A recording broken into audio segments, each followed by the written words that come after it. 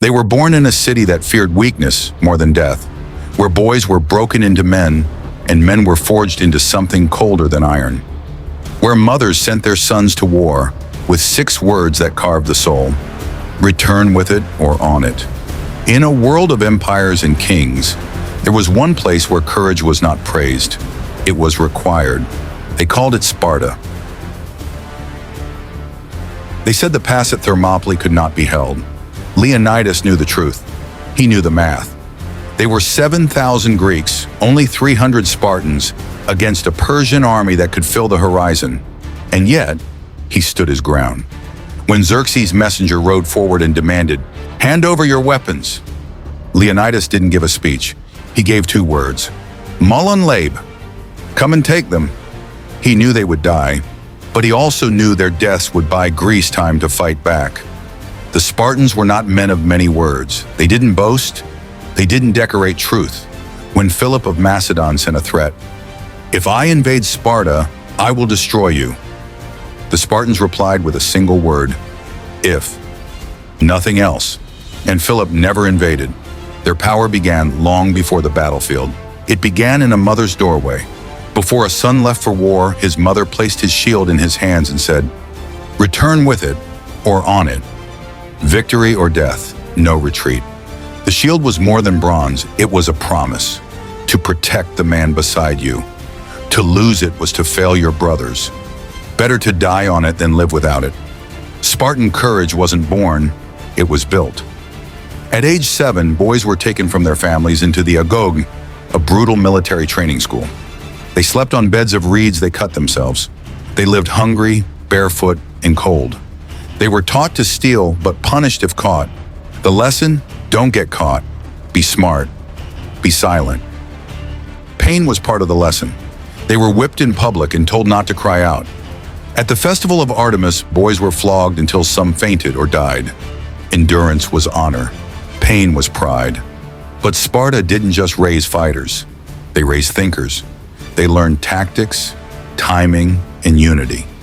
The phalanx, that tight wall of shields, was not a group of men. It was one living machine. Each shield protected the man beside it. Each man's courage depended on the next. If one broke, all broke. So they learned one command above all: hold the line. Even their speech became a weapon. Their way of speaking, laconic, was short, sharp, final. Few words, heavy meaning. Even from birth, life in Sparta was harsh. Every newborn was examined by elders. If a baby was weak or sickly, it was left on Mount Taygetus to die. Cruel, yes, but to them it was consistency. Only the strong could defend the city. They grew up marching barefoot, sleeping under the sky, and never complaining. There was a story of a boy once hid a stolen fox under his cloak. The fox tore into his stomach, but the boy stayed silent until he died, just to avoid being caught. To the Spartans, that was real strength. Pain didn't define you. How you faced it did. At 20, those who survived became full soldiers. It wasn't a job, it was a brotherhood. They lived, ate, and trained together. Marriage came only at 30, and even then, they returned to the barracks at night. Some faced an even darker test, the Cryptia. Chosen young men disappeared into the wild with only a knife. They hunted the helots, Sparta's enslaved people, to test their stealth and fearlessness. It was cruel, but it hardened them beyond reason.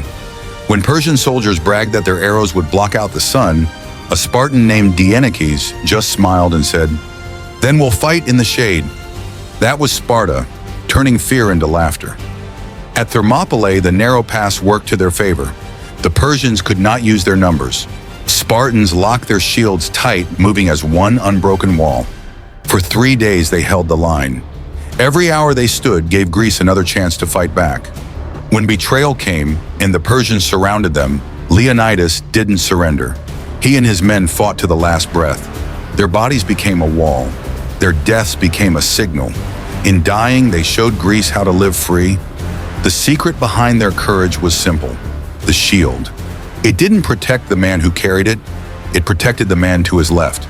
Cowardice wasn't weakness, it was betrayal. Your courage kept your brother alive. His courage kept you alive. That was the Spartan code: return with it or on it. From the cold mountains where weak babies were left, to the reed beds of the Agoge, to the blood and dust of Thermopylae.